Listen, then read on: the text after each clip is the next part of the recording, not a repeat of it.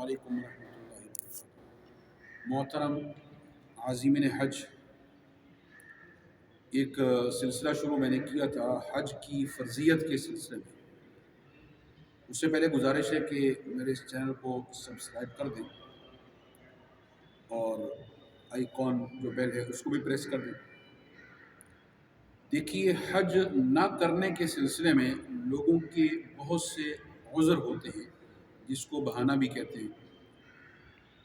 یعنی دو باتیں تھیں، دو قسمیں تھیں جو میں نے پہلے بھی بتائی تھی کہ ایک تو لوگوں کو پتہ ہی نہیں چلتا کہ ہمارے اوپر حج فرض ہو چکا ہے اور وہ حج کرتے بھی نہیں۔ بہت سے وہ لوگ ہوتے ہیں جن کو پتہ ہوتا ہے کہ ہم پر حج فرض ہے، لیکن وہ حج کیوں نہیں کر رہے ہوتے، مختلف باتیں ہوتی ہیں، ان کے بارے میں ڈسکس کرنا چاہتا ہوں۔ مثال کے طور پر یہ کہتے ہیں کہ ٹھیک ہے، ہم پر حج فرض تو ہے، اتنی گنجائش ہماری ہے، لیکن مثلا میرے والد صاحب نے یا والدہ نے یا دونوں نے حج تو کیا ہی نہیں، تو مجھے بہت عجیب لگتا ہے کہ میں اپنے والدین کو حج نہ کرواؤں اور خود حج پہ چلا جاؤں۔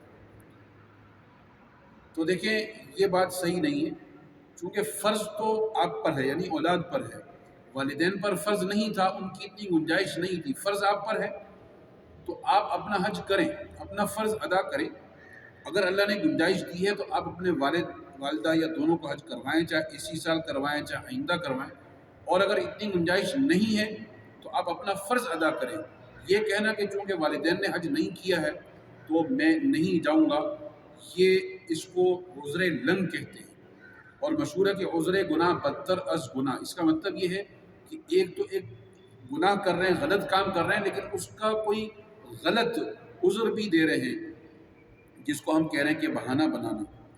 اسی طریقے سے مثال کے طور پر یہ بھی ایک بہانہ ہوتا ہے کہ ابھی تو میں نے اپنی اولاد کی شادیاں کرنی ہیں، بیٹے کی یا بیٹی کی، ٹھیک ہے میرے پاس گنجائش تو ہو چکی ہے، لیکن میں پہلے ان کی شادیاں کر دوں اور پھر میں جاؤں گا حج کرنے کے لیے۔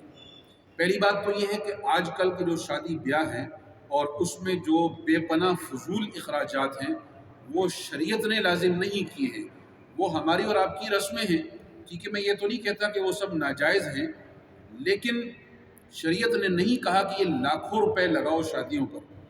تو پھر جو یہ کہتے ہیں کہ پہلے ہم وہ شادیاں کر دیں اور پھر ہم جائیں گے، تو یہ گارنٹی کیسے ہے آپ کے پاس کہ آپ اس وقت تک زندہ بھی رہیں گے؟ اور چنانچہ ایسا ہو بھی جاتا ہے کہ انتقال ہو جاتا ہے اور حج کیا ہوا ہی نہیں ہوتا۔ اسی طریقے سے اور بھی مختلف عذر بہانے ہوتے ہیں، انشاءاللہ ان کا سلسلہ جاری رہے گا اور یہ انشاءاللہ میں مزید بھی بتاتا رہوں۔